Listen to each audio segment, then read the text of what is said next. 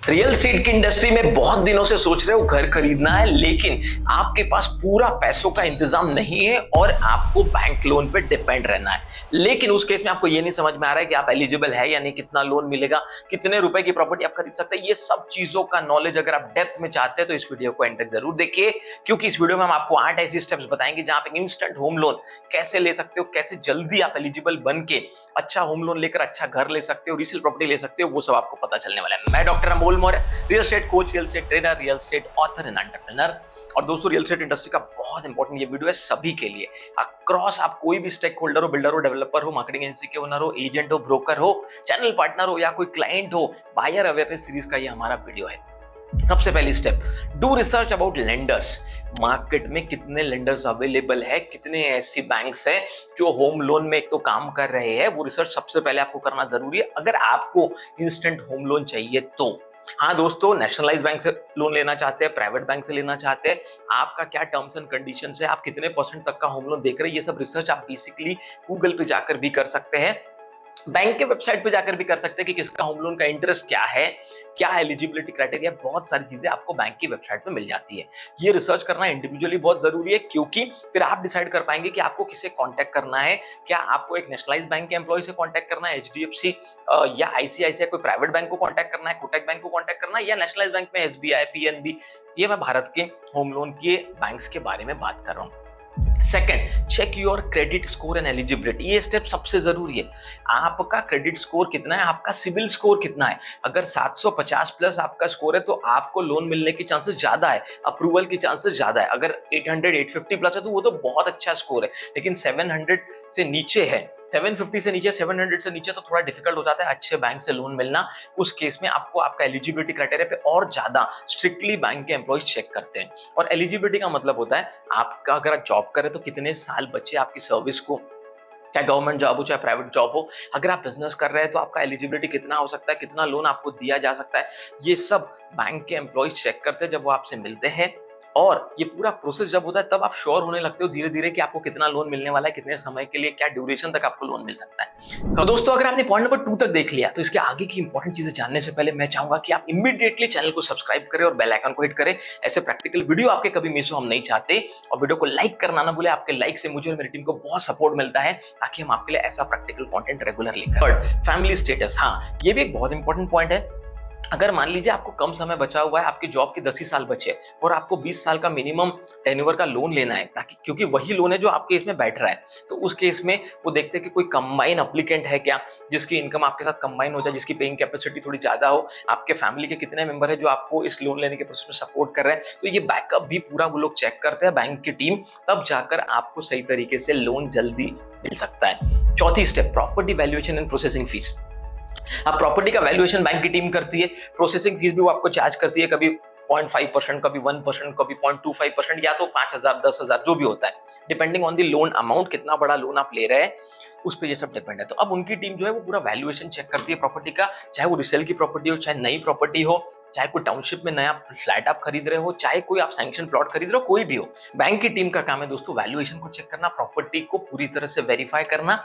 जब तक ये नहीं होता आप नेक्स्ट स्टेप पे नहीं जा सकते। Point number 5, collect the required document. अब जो भी डॉक्यूमेंट बैंक की टीम आपको बताती है, बैंक के एम्प्लॉयज आपको बताते हैं, वो आपको जमा करना है।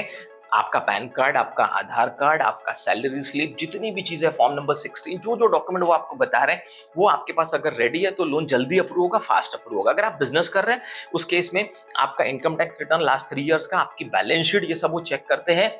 अगर आप जॉब कर रहे हैं तो आपका सैलरी स्लिप का बहुत बड़ा रोल होता है, इनकम टैक्स रिटर्न का बहुत बड़ा रोल होता है। और बिजनेस के केस में उनके एम्प्लॉय जाके चेक करते हैं कि आपका बिजनेस कहाँ है, क्या आपके पास जीएसटी सर्टिफिकेट है, क्या आपके पास गुमास्ता है, कहाँ आप बिजनेस कर रहे हैं, क्या आपकी दुकान परमानेंट है, रेंट पर है। ये सब वेरिफिकेशन करने के बाद ही वो आप नेक्स्ट स्टेप पे पहुंचते हो। Point number 6, sanction letter. अब यहां पर सब चीजें चेक करने के बाद आपको सैंक्शन लेटर मिल जाता है कि आप एलिजिबल हो 35 लाख के लिए, 50 लाख के लिए, 75 लाख के लिए, जो भी लोन आपने अप्लाई किया था बेस्ड ऑन द प्रॉपर्टी, उतना लोन का सैंक्शन लेटर आपको बैंक से मिल जाता है। पर सैंक्शन लेटर का मतलब ये नहीं होता दोस्तों कि आपको लोन मिल गया है, अभी सैंक्शन हुआ है। डिसबर्समेंट डिपेंड करता है स्टेप नंबर 7 पे। स्टेप नंबर 7 क्या है? प्रॉपर्टी का वेरिफिकेशन। अब बहुत बड़ा लीगल ड्यू डिलिजेंस होता है बैंक की तरफ से भी। बैंक की लीगल एडवोकेट की टीम प्रॉपर्टी को पूरी तरह से चेक करती है। क्यों चेक करती है? क्योंकि आप जब भी किसी बैंक से लोन लेते हैं तो वो जो प्रॉपर्टी की डॉक्यूमेंट है, चाहे वो एग्रीमेंट टू सेल हो, चाहे सेल डीड हो, ये सब बैंक के पास गिरवी रहता है। जब तक बैंक को आप पूरा लोन नहीं चुका देते, तब तक आपको बैंक से एक एनओसी लेनी पड़ती है और अपने ओरिजिनल डॉक्यूमेंट बैंक से छुड़ाने पड़ते हैं।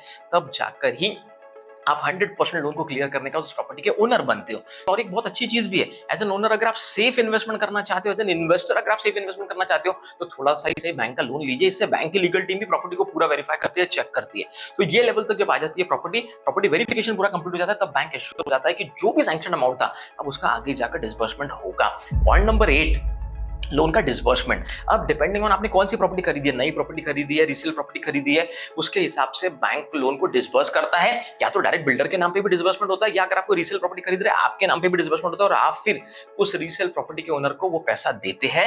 ये पूरा प्रोसेस है। स्टेप नंबर 1 2 3 4 5 6 7 8, अगर आप 8 स्टेप्स को समझ जाते हैं और इस स्टेप के हिसाब से काम करते हैं, अगर आपका क्रेडिट स्कोर अच्छा है, अगर आपकी एलिजिबिलिटी सही है, अगर आपके डॉक्यूमेंटेशन पूरे सही है, और अगर आप ये सब चीजों में सपोर्ट करते हैं बैंक के एम्प्लॉय को, तो जल्दी लोन पास होता है। दूसरा, broker, employ, channel partner, builder, सबके लिए जानना जरूरी क्यों है। कई बार ऐसा होता है, आप बिजनेस में तो आ जाते हैं, फ्लैट बेच भी देते हैं, फ्लैट का एग्रीमेंट भी हो जाता है, लेकिन वहां से रिकवरी बड़ी डिफिकल्ट हो जाती है। बहुत सारे लोगों को नहीं समझता कि क्या क्या स्टेज पे। और दूसरी एक सबसे इंपॉर्टेंट, सबसे महत्वपूर्ण बात मैं आपको बता रहा हूं कि आज के जमाने में बैंक पूरा पैसा बिल्डर को नहीं देती, बैंक स्टेप वाइज पेमेंट करती है। अगर प्लिंथ रेडी हुआ तो मान लीजिए 15%, 7 फ्लोर की बिल्डिंग है तो हर फ्लोर पे 5-5%, ब्रिक वर्क होने पे 10%, बाकी काम होने पे, टाइल्स लगने पे 10%, ऐसे स्टेप में बिल्डर को बैंक पैसा देती है, ताकि बैंक के एम्प्लॉय कभी कभी जरूरत पड़ने पर आकर साइट का भी वेरिफिकेशन करते हैं कि क्वालिटी काम हो रहा है कि नहीं, सब कुछ बराबर चल रहा है कि नहीं, क्योंकि उनका पैसा भी लगा हुआ होता है। अगर किसी ओनर ने पैसा नहीं लिया तो उनके पास सेफ्टी के लिए तो आपका फ्लैट ही होता है, जिसे बाद में वो ऑप्शन में बेचते हैं,